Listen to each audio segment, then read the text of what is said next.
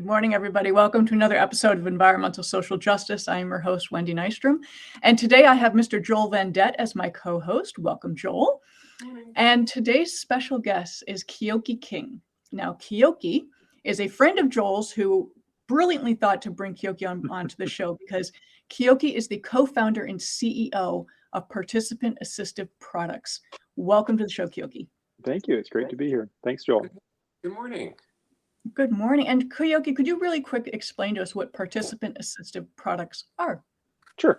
So assistive products are things like glasses and hearing aids and wheelchairs. So, I guess we all have like little needs, and so it was like technology can help us to do things a little bit better. So our flagship product is a wheelchair for children with cerebral palsy. We're really thinking about how to make good products available in lower income countries. And that's all. And Keoke, just to let people know, we always talk to people before we have a live show or anything like that. Keoke's very humble. And let me point out that you are the first medical device company registered as a benefit corporation. Yep. That's a big win right there. That's kind of huge. And why? So other than the kudos for that one, why did you start your company? I know that there's a long story of what made you go into this field. Yeah. So before I was doing this, I started a global wheelchair distribution company. So, governments want to get good products, and there's nonprofits that want to, serve people in various places. And so our idea was, well, we'll just buy good products and then we'll market them, and more people will have the products they need. And we figured out that those products don't exist. So there's it's sometimes it's like designed for the environment, like the products are designed to be used in a US environment. So, like smooth floors, relatively smooth sidewalks, and so on and so forth. Easy access to batteries for hearing aids. Those are all important to consider. But then other times it's just like they're designed for the price that Medicare will pay. And so the prices are just like super high. So we saw this gap. And then I was like, wow, how can I work on this problem? I got together with a couple of co-founders and we launched off. Give it a shot.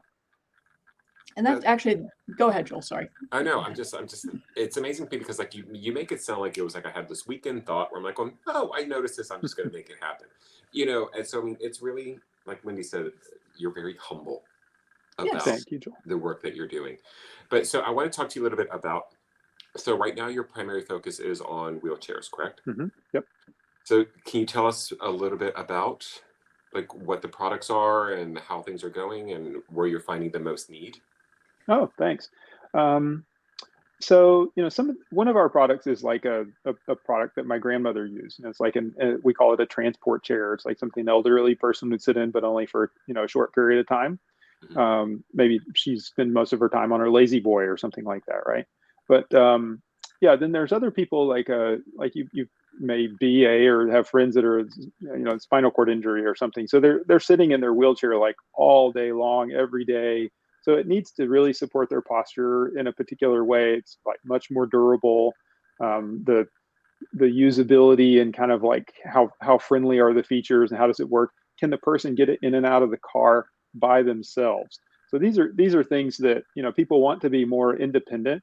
And so we're designing our products so they both are affordable and work well for these lower income country environments, and then serve all those different needs. And like I mentioned, the flagship product is this chair for kids with cerebral palsy, and their needs are really different than like an adult with a spinal cord injury because they might not be able to hold themselves up at all. So their head just kind of will flop down, and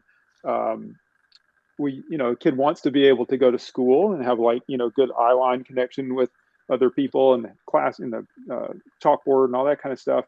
So for this chair, the seat is actually going to tilt back, and then the headrest will hold their head. And so now they've got like eye line connection, and gravity's kind of helping there. So that's, those are some of our products. That's the kind of stuff that we do.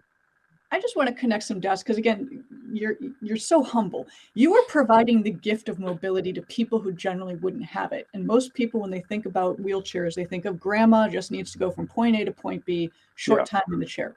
These are people who spend their life in a wheelchair. and they need comfort, they need neck support, as you said, and they need all-terrain mobility, because you're dealing in countries, and if you can share the countries, that'd be awesome, that don't have smooth roads or sidewalks. They're going to need all-terrain vehicles. Yeah, I like to use the metaphor of a bridge.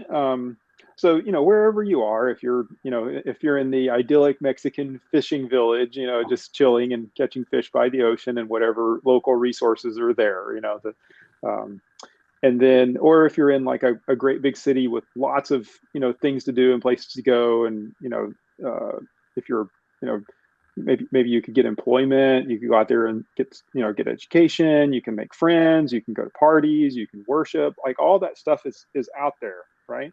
But if you're in your house and you don't have mobility, it's like there's no bridge. It's like those things are just like just like you can see them, but you can't get to them, like for one side of a river and there's no bridge. So so mobility does open up a lot. And I think one of the things that's really neat about what we do is this is not like education where you're like, they were in first grade and then they were in second grade. And then after 20 years, you can kind of see, did that education work?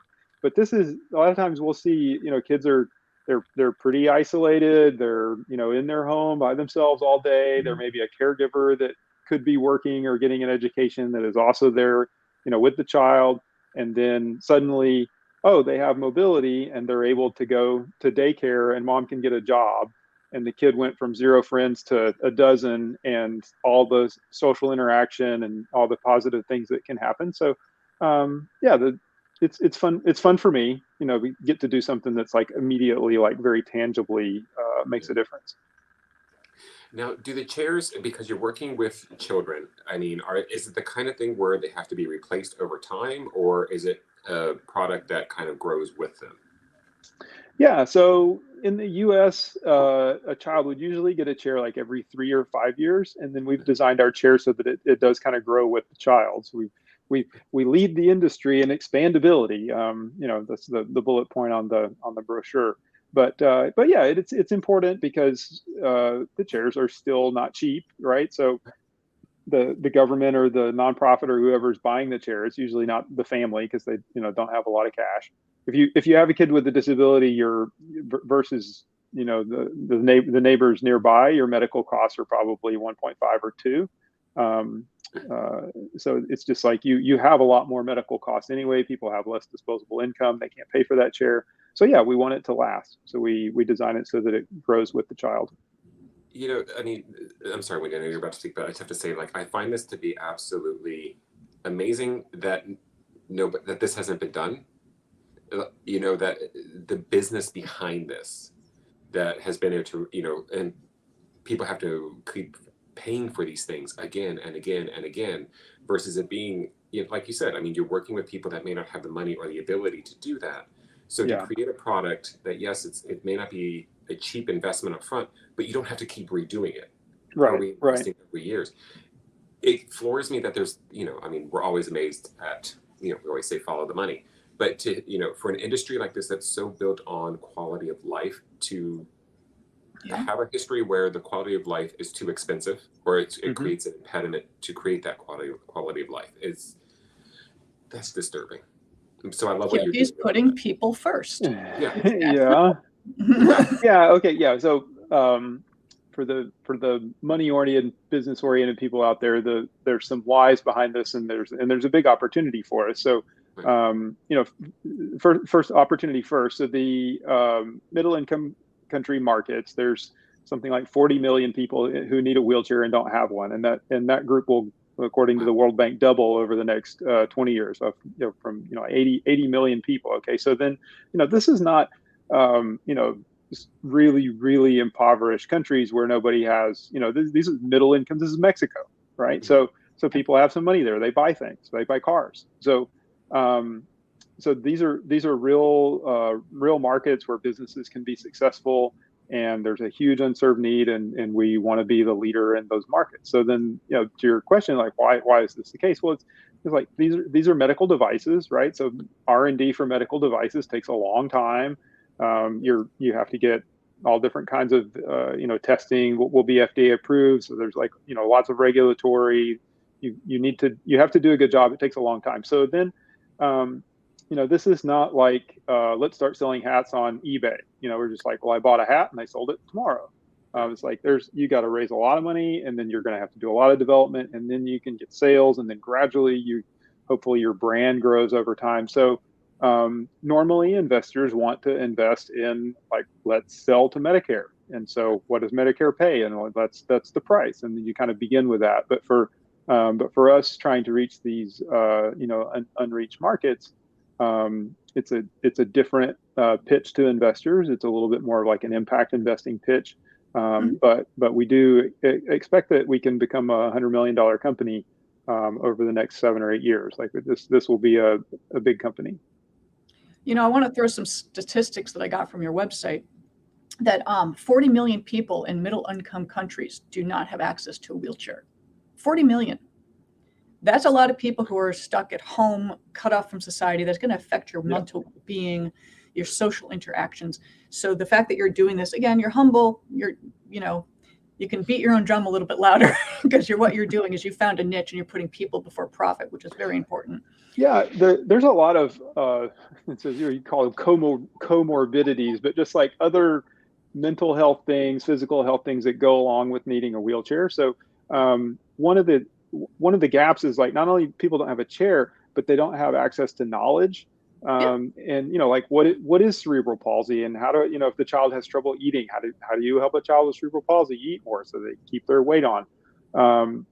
So there's a lot of things that we'll be able to provide. Actually, like, artificial intelligence is really a cool thing that we've been using. So you can have a chat bot, hopefully, like, or one that's not aggravating. So the parent can say, I'm having some problems with eating.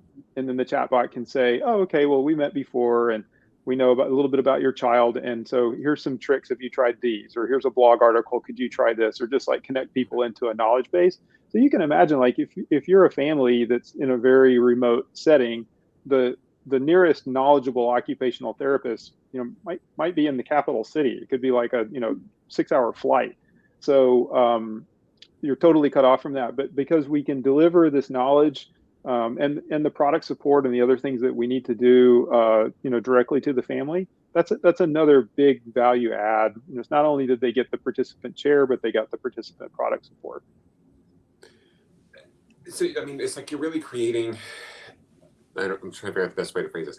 This really is about, it's not just saying, like, hey, here's a chair, go figure out life. It's really is like, here's a chair, let's work together to make sure that you're getting everything that you need, not just from the chair, but also what else can we provide to give you the quality of life that we're hoping have it all come together as a whole.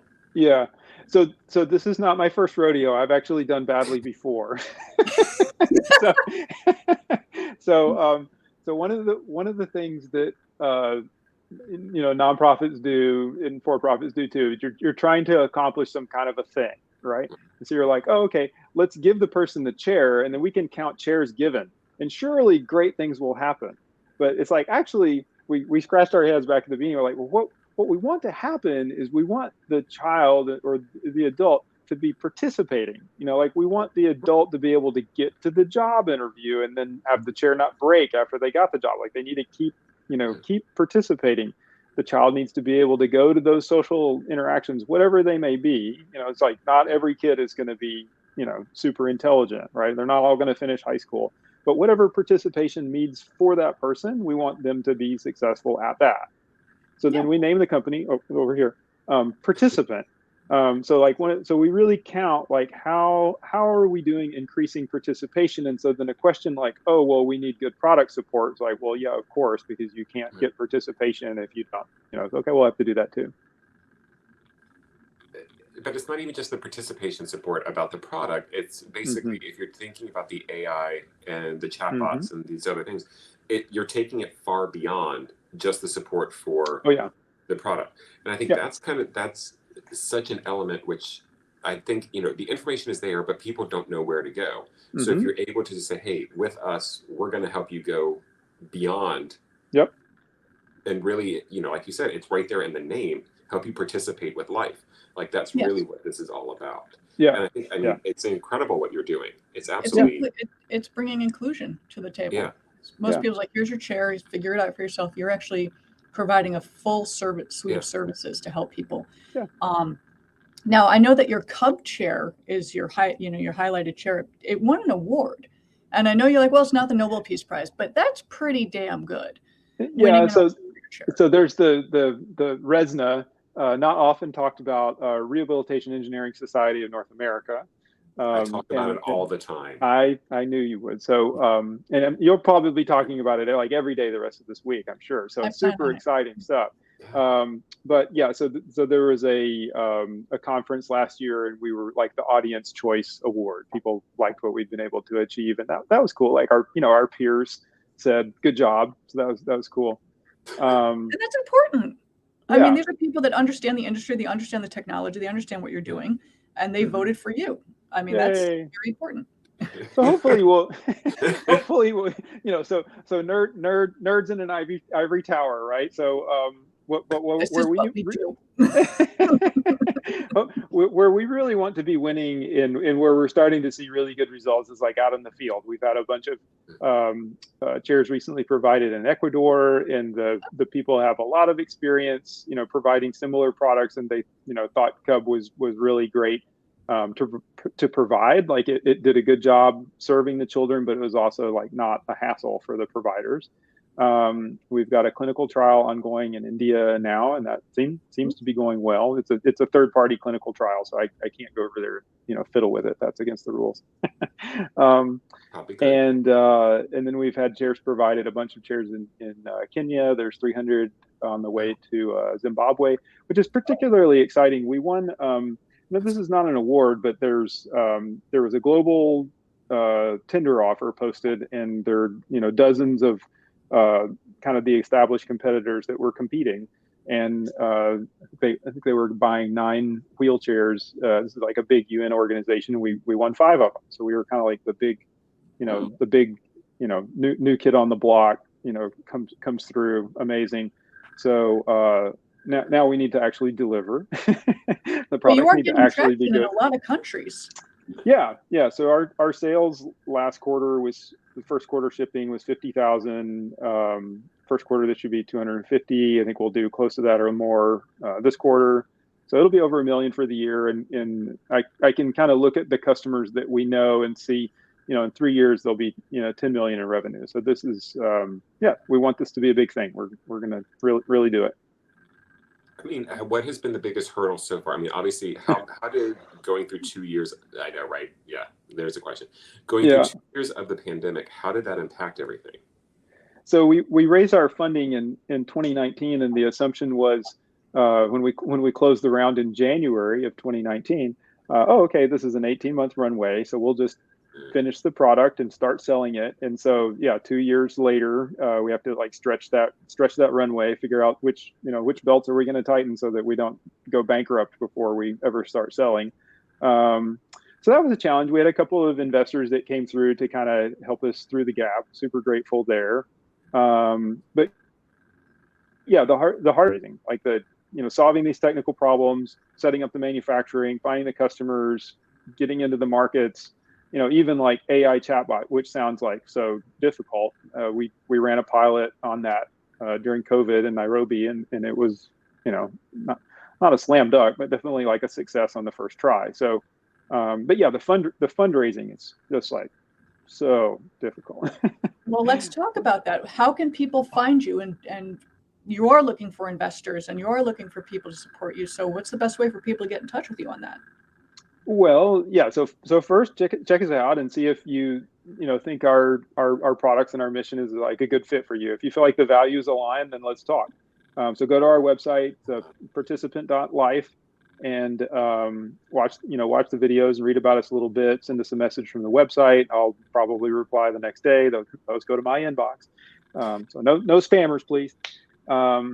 And then I can show you the pitch deck or whatever else you'd like to know about the company. We've got like the full, we're a for-profit company raising money, so we've got the full due diligence package ready to show you. I love the way that you started that by saying, go to our website and see if it's a good fit. Like, I actually think, if that doesn't say a lot about like who you are and what the company is about, I think that's, that to me is it's a small sentence right there, but it means a lot, because it's Yeah. basically saying we want you to understand what we're doing, not just throw money. Make sure it lines up with your core beliefs.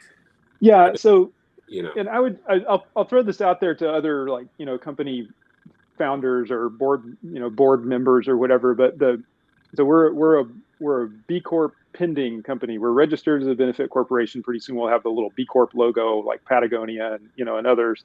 And so there's a good reason to be cynical about these little labels. It's like, oh yeah, you got a label.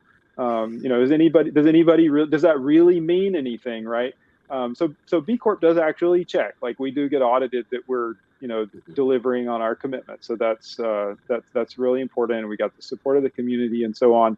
But where it really helps is what you were just saying. Kind of when an investor decides to get involved with us, they know we're really serious. Like, this is not just window dressing or PR this year, and pretty soon there'll be new management and they'll have some other thing that they crow about. It's like, no, we're super committed. This is in our organization founding documents. We're committed to this these B Corp ideals, and that helps us to get the right employees, the right investors. There's partners that work with us where maybe they wouldn't otherwise. So yeah, it's important to be serious and get other people on the outside to check and show that you are. I think that's fantastic. I absolutely do. Yeah. So I guess one question which I did have is, like, so right now, I mean, you list a lot of countries that you've got stuff in. Over the past years, have you seen any place that has possibly the greatest need that you're going after? Or that you, and I shouldn't say going after, but want to be in? Well, I mean, there's places with more population and less, and there's places that are more and less cut off from the, from kind of the rest of what's going on. Right next door, actually, Mexico is really kind of a bummer. There's been a lot of progress. There's this Convention on the Rights of People with Disabilities that was passed in the UN. It was the fastest and most overwhelming yes that ever happened in the United Nations in terms of, like, adopting a new article. So I believe that Mexico signed on, but they're not really doing a great job in budgeting and providing for people with disabilities. So you've got this country that's, like, right next to ours. And so people know about the good technology, but it's not very available in their country. So that is one place that we'll open up a warehouse and begin to do marketing and try to, push product out into that market, because there's a lot of need there. We did, you can go to our website and watch our videos, but we did a bunch of our product development there. So it's a good, North Mexico is kind of desert, so we can do research there that is informative for a lot of places in the world. And yeah, I'd love to see big change in Mexico. So you're focusing on the northern part of Mexico, because Mexico's a huge country. So is your focus primarily the north? Well, the focus is going to be where we put the warehouse. So there's talk about the warehouse being in Veracruz or Mexico City, and then we try to start, like, reaching those markets first. So that's kind of TBD. But. Excellent. I had another question. So I want to get back to the AI and the chatbot really quick. So how will this work if you're dealing with some countries where there may not be the strongest internet? Or, I mean, how does that come into play? Yeah, so that's a good question, and I have like a not sensitive answer. So maybe I'll get like 4 stars for being sensitive. But so we have to kind of think about, like, where people will be and not where they are. So like, even Chris and I go to Guatemala. My wife and I go to Guatemala quite a lot. I go to Kenya. It's like shocking how many people have smartphones. They don't all have the money to pay for the data to access all the resources, but that gets cheaper and cheaper and cheaper. So so I think that more and more people will have these things available, and while they're waiting, we'll be developing the tools to be better and better, so that hopefully everybody will have access at some point. That's actually the perfect. I actually think that's the perfect response to it, is that, like, we can't control it now, but we can help you plan for the future, which is So okay, 4 stars. Yeah, I'll give you 4.5. I'll give you 4.5. Thanks. 4.5. No, I love the work that you're doing, because, I mean, again, putting people first is important. Working with people with disabilities. I mean, honestly, when people talk about diversity, equity, and inclusion, they often forget about people with disabilities. And it's like, we need, these are able people and they should be Yeah, included in everything. And absolutely. Yeah. Yeah. And I've, I mean, I want to, we're 50% people with disabilities on our tiny little team now, and we'll try to maintain that. But there's this big group of people that are underemployed. So they're Yeah. smart, creative, they're like really happy to, have a job and be on a team, and they're, can be quite loyal in that way. So, yeah, I think this is, something that hiring managers should really think about. Like, how do we connect to this, to this group? Maybe there's some accommodations. Maybe we're going to have to put in a ramp, or, whatever, make the bathroom door a little wider. But, I think there really are a lot of people that have a lot to contribute. So we'll keep on hiring people with disabilities, and it's totally been great for us. That's another thing. If you want to ping me, I'll give you the, the honest, how did you do that, and what are accommodations really like? And there's a lot of resources for U.S. businesses that way too. So. And the American with Disabilities Act kind of requires that buildings have ramps Absolutely. and wider doorways. I mean, that is true. law. Yes. I mean, I gotta say, this has been like anybody, I mean, I've known Keoke for a little bit right now, and you, Chris, I mean, you guys are the kind of people that when you're around you just kind of, you sit there and you're going, damn it, I need to be a better person. And so it's like, it's just the truth. I mean, because what you guys are doing is like, you're very humble about everything that you're doing. And I know we've said that word a lot, but it really does fit, because you're out here just doing work that needs to be done. And you're not thinking about like the accolades that come with it. You're just thinking about. Yeah. So my philosophy on this is like, well, if you're gonna eat, you probably need to work. So work is hard. Whatever job it is you do, you can make it out to be really difficult and complain about it. That's almost a game. So yeah, so you're going to have to do some work, and it's going to be hard. So then why do I want to make like new napkin rings for Williams-Sonoma? Like, that's just super pointless. Like, no, nobody should have to do that. They will pay me a lot to do that, but it's not just about getting paid. So I have to work. And so let's try to do something meaningful. And I'm not a brilliant guy. I'm not like valedictorian. I'm not, but so I've just chosen to put my effort into this particular work, and it's, for once, it seems to be going better. So I'm grateful. I know we're all grateful that you're doing it. I will say that, because I think, before we really gotten into talking about this beforehand, it's like I knew kind of what you were doing, but then as I learned more about it, I'm just like, well, it's just cool. I mean, and it's just really good to see somebody saying like, I want to do something that, obviously work, take care of the family, put food over the table, but also leave your mark in the world and know that you're doing the right thing. Doing the right thing. I was just about to say you're doing the right thing. So that's all I got. But I think I'm yeah, it's important work. And Keoke, I love the fact that you said, you could do something that made a ton of money, but would you actually find fulfillment in that? No. And I think a lot of us here can resonate with that. We've all made life choices recently. Pardon me? What if it was a napkin holder instead of a napkin ring? Did you think about that? See, it's the way you tell the story. Yeah. Got to do the branding. I can't top that. I can't. I'm not a proud man. Yeah. I know we're coming up. Yes, you are actually, but anyway. Yeah. So again, Keoke, tell people the best way to find you online and to connect. One more. Yeah. So the website is participant.life. I'm on LinkedIn. I'm Keoke, Keoke, on LinkedIn. You can find me there. And yeah, I'd love to meet you. We can have a casual chat, just Q&A. I'm available. Fantastic.